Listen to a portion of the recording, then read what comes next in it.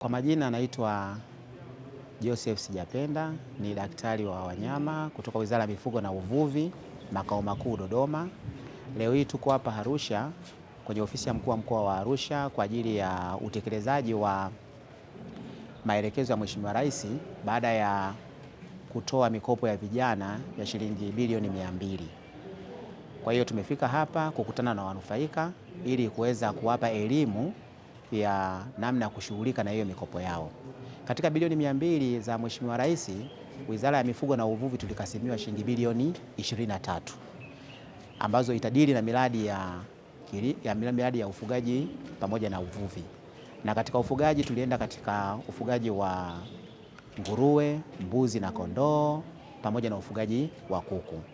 Specifically kwa mkoa wa Arusha, kiasi cha shilingi milioni 156 katika wanufaika 21 ndio ambazo mpaka sasa zimetolewa, na kwa ujumla wake kwenye hii awamu ya kwanza jumla ya fedha kiasi cha bilioni 5 ndio zimetumika kwa nchi nzima kuwawezesha vijana katika kushiriki katika miradi mbalimbali. Wito ni kwamba katika bilioni 23 ambazo tumepewa, kiasi kilichotumika bado ni kidogo sana, ambacho ni hiyo shilingi bilioni 5. Kwa hiyo tulikuwa tunahamasisha vijana waendelee kujitokeza kwa wingi, waombe hiyo mikopo kwa sababu hiyo fedha ipo. Mheshimiwa Rais ana malengo mazuri na vijana waweze kupata shughuli za kufanya, especially katika shughuli za ufugaji na uvuvi. Naomba niwahamasishe zaidi vijana wa Arusha kwa sababu tunasikitika kwamba mwitikio wa vijana katika kuomba hii mikopo umekuwa mdogo. Mathalani kwa sasa tuna watu 21 tu, ambapo bado nafasi ni kubwa na bado fedha nyingi bado ipo, bado haijatumika, na vigezo vyake ni rahisi. Tunahitaji kijana mwenye umri kati ya miaka 18 mpaka 35, lakini awe Mtanzania, awe na address tujue anaishi wapi, na wadhamini wake wawili ambao watatumika kumdhamini katika huo mkopo. Mkopo huu hauhitaji asset za kudumu kama sijui nyumba, sijui shamba, sijui wapi, ni kupata tu wadhamini wawili ambao aidha wanaweza kuwa wazazi wa huyo kijana au ndugu wa karibu au watu wowote ambao wanamfahamu huyo kijana vizuri. Nawaaminisha vijana kwamba huu mkopo ni wa kweli na unatolewa, na leo tumekuja kuchukua dokumenti kwa ajili ya kujaza, na tukimaliza tu dokumenti za mwisho tunawekewa pesa muda wote. Ni wewe sasa na juhudi yako ya kujaza fomu zako mapema, lakini si tuko hatua ya mwisho kabisa kuidhinishiwa hela na kiasi tulichokiomba tumekipata. Kwa hiyo hapa ni kuwekewa pesa tu kwenye akaunti.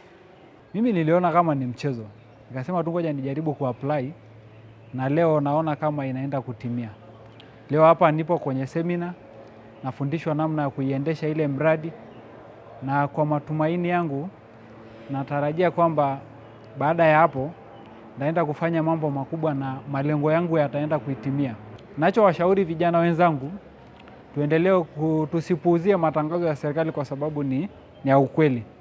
Kwa hiyo vijana wenzangu, ukiona tena fursa kama hizi, wewe omba tu kwa sababu yanatimizwa na yanatimizwa kwa kipindi cha Mama Samia. Kwa hiyo nawashukuru sana serikali, tuendelee kupambana. Na vijana wenzangu, msikae mtaani bure, ombeni kwa sababu zinapatikana. Hii taarifa nilipata mtandaoni kwamba walirusha kwamba wametangaza kuna mkopo ya vijana ya ufugaji na uvuvi.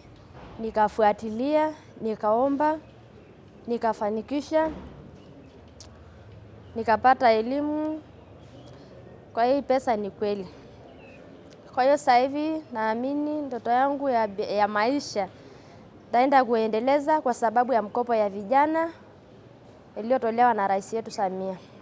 Naamini kwamba mkopo huu utaleta mwamko kwenye maisha yangu, kwa maana kwamba nilikuwa na akili ya kwamba natamani kufanya kitu kizuri, lakini sikuwa na uwezo wa mtaji. Lakini naona kabisa kwamba ninapoelekea huku hivi nitapata mtaji huu, na huu mtaji utaweza kunisaidia katika kukuza ufugaji huu, lakini pia nitaweza kuchangia pato la taifa kwa kulipa kodi, lakini pia naamini kwamba nitatoa ajira kwa vijana wenzangu, kwa maana kwamba kuhitaji usaidizi kwenye mradi huu ambao naelekea kuufanya. Kwa hiyo nawashukuru sana Mheshimiwa Rais, lakini pia nashukuru Wizara hii ya Mifugo na Uvuvi.